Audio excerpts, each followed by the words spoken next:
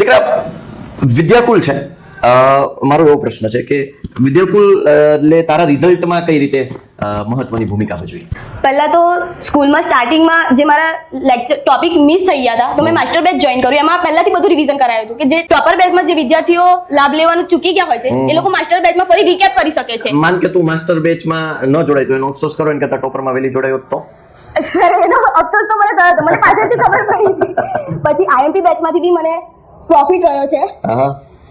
અને આપણે જે યુટ્યુબ પર આઈએમપી આપતા હતા જે એક્ઝામની આગળ, એમાંથી ખૂબ ફાયદો રહ્યો. અને ભવિષ્યવાણી ને સૂર્યોદયની તો વાત જ ના થાય. બરાબર છે, બરાબર છે.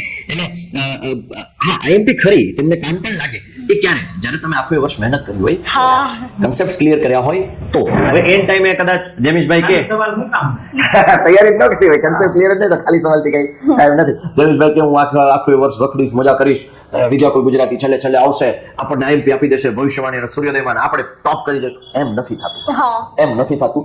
એના માટે આખા વર્ષ દરમિયાન કન્સિસ્ટન્ટલી એની મહેનત હોય છે તો એ પ્રોપર છે રિઝલ્ટ હાંસિલ કરી શકે.